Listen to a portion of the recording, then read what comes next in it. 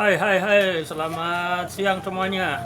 Ya, senang sekali pada siang hari ini saya bisa kembali mengunjungi Anda dalam sebuah bahasan yang mungkin baru untuk beberapa rekan-rekan kita.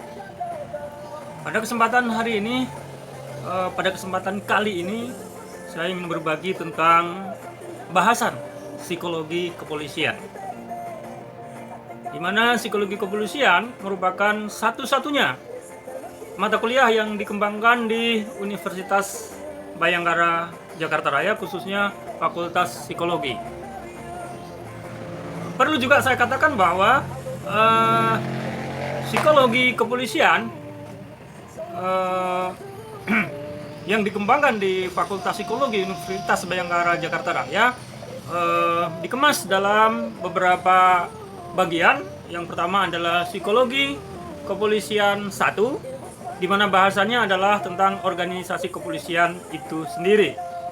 Kemudian yang kedua adalah psikologi kepolisian yang kedua, bahasanya tentang psikologi kriminalitas.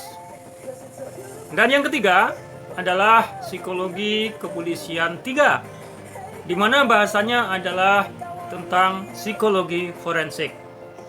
Dan yang keempat adalah psikologi kepolisian 4, bahasanya seputaran tentang SDM Polri atau sumber daya manusia kepolisian. Nah, pada kesempatan kali ini saya akan berbagi sekilas tentang psikologi kepolisian, terutama psikologi kepolisian 1 tentang psikologi organisasi kepolisian.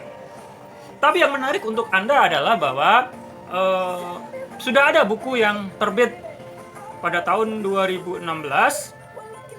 Penulisnya saya sendiri. Ini bukunya cukup jelas ya, psikologi kepolisian. Ya, ini adalah buku psikologi kepolisian yang pertama dan satu-satunya di Indonesia. Tentu saja kita akan senang dan gembira seandainya bermunculan lagi buku-buku psikologi kepolisian yang lain, atau ada tokoh-tokoh lain yang berkenan membagi waktu, membagi ilmunya untuk kita semua tentang psikologi kepolisian. Oke, seperti beberapa bagian-bagian yang sudah saya upload sebelumnya, masih sekitar psikologi kepolisian. Yang kedua dan yang ketiga ini adalah psikologi kepolisian 1, psikologi kepolisian 3. Nah, pada kesempatan ini saya memberikan bahasan tentang psikologi kepolisian yang pertama, psikologi kepolisian yang ke-1, di mana sebenarnya semua sudah saya cantumkan di sini. Jadi ini merupakan ringkasan saja, karena sebelumnya juga setengah semester sebelumnya atau 3 bulan sebelumnya saya sudah berbagi tentang sekilas psikologi kepolisian. Yang pertama adalah sejarah psikologi kepolisian, di mana di negara-negara maju Amerika dan Eropa itu udah beberapa puluh tahun yang lalu dikembangkan, dan di Indonesia mau tidak mau harus diakui bahwa ini merupakan ilmu yang baru. Kalaupun toh beberapa waktu yang lalu sudah dibahas dan sudah digulirkan di masyarakat tentang psikologi kepolisian, namun belum ada buku pedomannya itu. Jadi ini menurut saya pribadi ini adalah saya anggap ilmu yang masih baru di Indonesia. Seperti apa yang dikatakan oleh senior saya, Profesor Sarlito Wirawan Sarwo almarhum, bahwa buku psikologi kepolisian ini adalah satu-satunya buku dan buku yang pertama diterbitkan di Indonesia. Dan yang perlu diperhatikan juga adalah kebanggaan tersendiri, buku ini muncul dan terbit di Fakultas Psikologi Universitas Bayangkara Jakarta Raya. Oke, kalau sebelumnya saya sudah memberikan bahasan tentang sejarah, ruang lingkup, dan definisi psikologi kepolisian, maka untuk bahasan kali ini merupakan ringkasan kuliah setengah semester beberapa waktu yang lalu, 3 bulan yang lalu. Bahasanya adalah peran psikolog di kepolisian.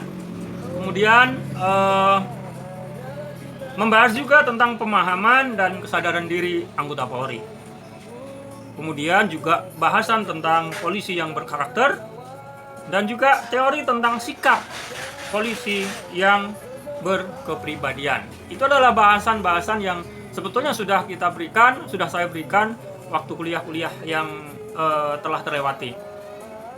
Karena situasi dan kondisi mewabahnya virus COVID-19 ini, maka kita ada batasan untuk bertemu secara tatap muka secara langsung dengan mahasiswa-mahasiswa saya, sehingga saya berbagi melalui akun YouTube. Nah, karena ini menjelang ujian akhir semester untuk mahasiswa Fakultas Psikologi, maka bahasan yang saya berikan saat ini bisa juga dijadikan bahan untuk melakukan pengkayaan diri agar punya bahan yang cukup untuk mengikuti ujian akhir semester psikologi kepolisian. Untuk rekan-rekan sejawat atau untuk rekan-rekan yang berdinas di kepolisian, khususnya psikolog-psikolog kepolisian, saya harap bahasan saya ini juga bisa menambah khasanah psikologi kepolisian sebagai bekal Anda dalam memberikan pengayoman, pelayanan kepada masyarakat. Oke, saya lanjut sedikit bahwa seorang anggota kepolisian dalam bahasan saya, dalam buku saya, semestinya mempunyai pemahaman dan kesadaran diri yang baik. Selain itu, anggota kepolisian juga harus mempunyai karakter dan juga kepribadian yang baik pula. Dengan modal karakter dan kepribadian yang baik, anggota kepolisian harus menghadapi berbagai karakter manusia di lapangan. Sehingga seandainya mempunyai kepribadian yang baik, maka anggota bisa mempertahankan dirinya dari godaan yang ada di lapangan. Misalnya emosional. Kenapa demikian? Karena polisi yang bertugas di lapangan harus berhadapan dengan berbagai karakter manusia. Dan itu dicampur dengan suasana tugas yang sangat membutuhkan ekstra keras. Bersabar, karena harus bertugas di panasnya terik matahari, hujan misalnya, sehingga emosi para anggota kita diuji. Oleh karena itu, sekali lagi, anggota kepolisian perlu saya katakan sebagai abdi negara. Ya, karena sebagai abdi negara, maka anggota kepolisian diharapkan memegang teguh prinsip keteladanan. Dan salah satunya adalah mengedepankan prinsip senyum, sapa, salam, sopan, dan santun. Abdi negara harus memberikan pengayoman